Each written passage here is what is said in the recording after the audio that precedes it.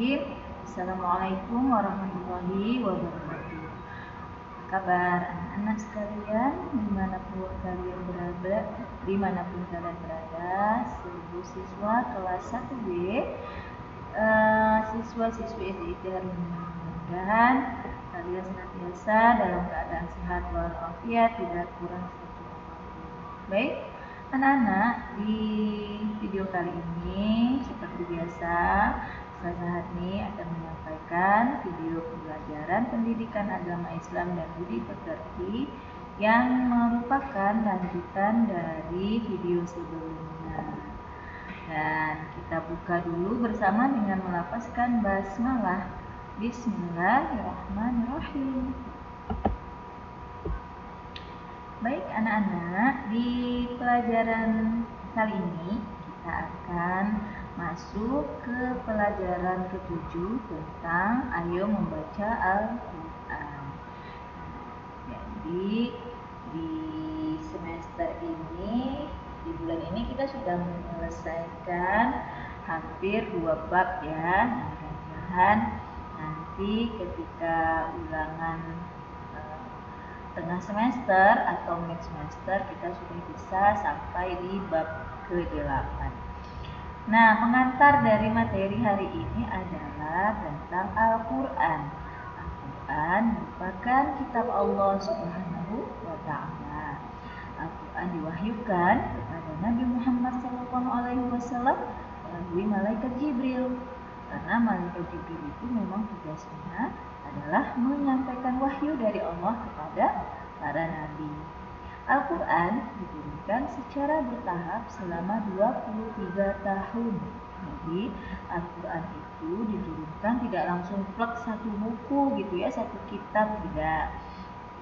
Turunnya per ayat atau dalam satu surah itu 5 ayat dulu, kemudian nanti 5 ayat berikutnya. Jadi diturunkan oleh Allah kepada Nabi Muhammad secara bertahap. Ada yang mengatakan selama 22 tahun 2 bulan 22 hari. Namun ada juga yang mengatakan selama 23 tahun.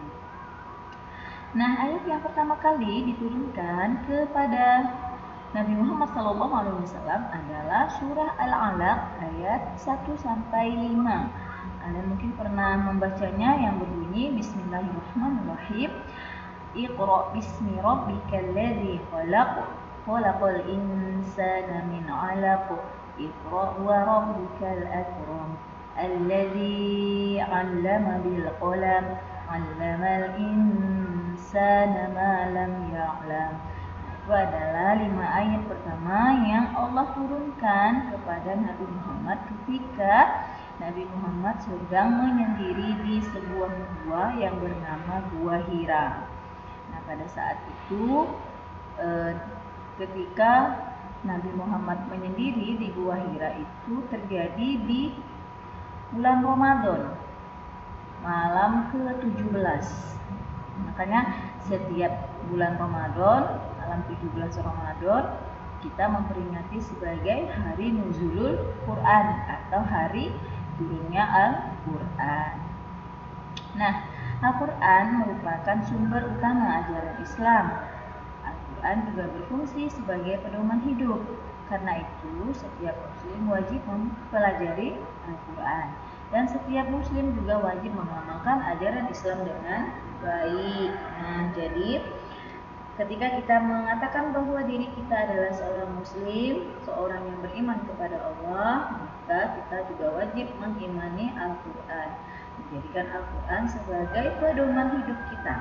Pedoman hidup itu artinya segala gerak-gerik kita dalam kehidupan semuanya harus berdasarkan apa yang ada di dalam Al-Quran. Jadi kalau Al-Quran Allah menyuruh kita melalui Al-Quran itu memerintahkan untuk sholat, maka kita harus sholat.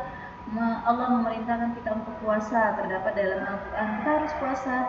Begitu seterusnya, ya. Termasuk berbuat kebaikan-kebaikan yang lain itu juga merupakan perintah Allah yang Allah tuliskan di dalam Al-Quran, sehingga itulah sebabnya setiap muslim wajib mengamalkan ajaran Islam dengan baik.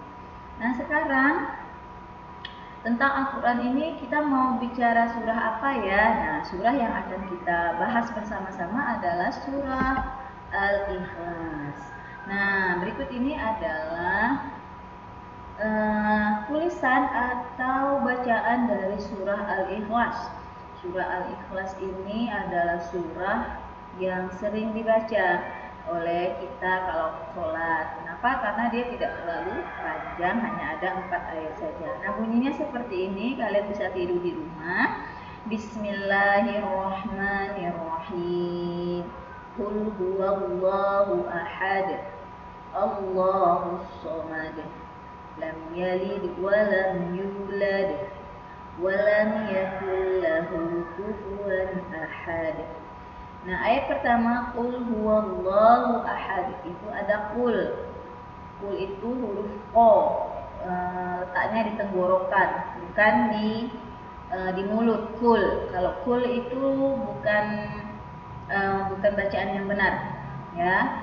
Yang benar itu huruf o dikeluarkan dari tenggorokan. Qul huwallahu ahad. Ya. Nah, karena huruf do atau huruf asalnya itu disebut huruf dal. Huruf dal ini merupakan salah satu huruf yang termasuk dalam qalqalah. Qalqalah itu artinya dipantulkan. Maka ketika ketemu dengan huruf dal atau huruf da, bunyinya dipantulkan, disebut tapi tidak sempurna penyebutannya. Misalnya di situ kan ahadun, bukan ahadun tapi ahad. Ada d-nya gitu ya. Qul huwallahu ahad, Allahus samad, lam yalid. Nah, yalid itu ada da, lam yalid wa lam yulad wa lam yakul lahu kufuwan ahad. Nah, jadi setiap kalian membaca surah Al-Ikhlas ini, maka jangan lupa ada bacaan qalqalah di setiap ayatnya. Nah, berikut Ustazah bacakan terjemahan atau arti dari surah Al-Ikhlas. Nah, artinya Bismillahirrahmanirrahim. Itu artinya dengan menyebut nama Allah yang Maha Pengasih, Maha Penyayang. Qul huwallahu ahad. Yang pertama, katakanlah Muhammad, dialah Allah yang Maha Esa. Ahad itu Esa, Ahad itu Esa. Ya, jadi Allah itu Esa. Esa itu apa? Satu. Allah itu satu. Tidak ada selain Allah. Allahus samad. Allah tempat meminta segala sesuatu. Jadi kalau kita mau meminta apapun, minta saja kepada Allah. Tidak usah malu-malu, mau minta sepatu baru minta. Berdoa dengan Allah, ya Allah, saya pengen sepatu baru, sepatu saya udah rusak. Berikan rezeki kepada orang tua saya, ya Allah, supaya bisa beli sepatu baru. Tidak apa-apa, minta saja dengan Allah. Kenapa? Karena memang Allah adalah tempat kita meminta segala sesuatu. Karena Allah yang menciptakan kita. Allah yang memiliki semua yang ada di langit dan di bumi. Jadi kalau mau minta semua yang ada di langit dan di bumi, ya mintanya sama Allah. Ya. Kalau sama manusia bisa tidak dikabulkan, tapi kalau meminta kepada Allah, insya Allah akan senantiasa dikabulkan. Walaupun dikabulkannya bukan langsung ya, misal habis doa langsung ada barangnya, enggak. Tapi ada proses yang harus dijalani. Lam yalid wa lam yulad. Ayat ketiga, Allah tidak beranak dan tidak pula diperanakan. Jadi Allah itu satu, esa, tunggal, tidak ada siapa-siapa, tidak beranak dan tidak pula diperanakan. Allah itu bukan laki-laki dan bukan perempuan, ya. Nah, karena Allah itu zat. Nah, jika kita pengen bertemu dengan Allah, maka perbanyaklah amal kebaikan supaya nanti di hari akhirat kampung abadi kita. Dunia ini kan sifatnya sementara, kampung abadi kita adalah akhirat. Maka perbanyaklah amal kebaikan supaya kita bisa melihat atau bertemu dengan Allah Subhanahu wa taala. Nah, ada cara yang juga diajarkan, yaitu dengan menjadi orang yang mencintai Al-Qur'an, menghafal Al-Qur'an, karena kata Rasulullah, orang yang menghafal Al-Qur'an itu termasuk keluarganya Allah.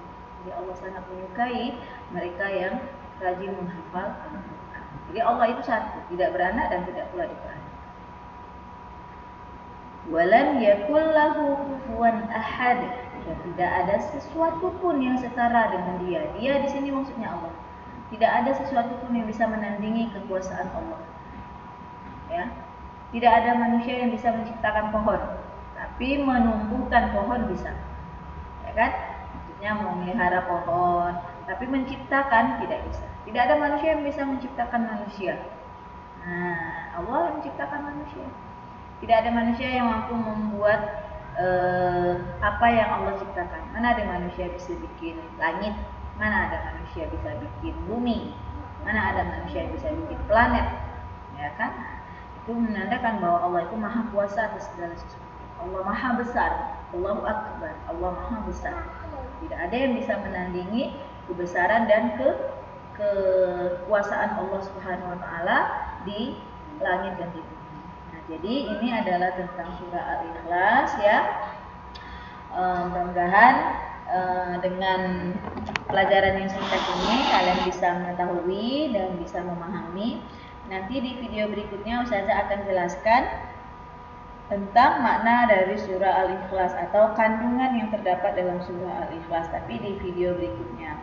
Oke, baik anak-anakku sekalian kelas 1B dimanapun kalian berada, semoga di video yang kalian baru saja tonton ini memberikan satu kefahaman yang baru pada kalian tentang surah Al-Ikhlas. Ustazah ucapkan terima kasih, thank you very much karena sudah menonton video Ustazah. Walaupun videonya singkat, tapi mudah-mudahan bisa kalian pahami ya. Kita akhiri dengan melafazkan hamdalah bersama-sama. Alhamdulillahirabbil alamin. Assalamualaikum warahmatullahi wabarakatuh.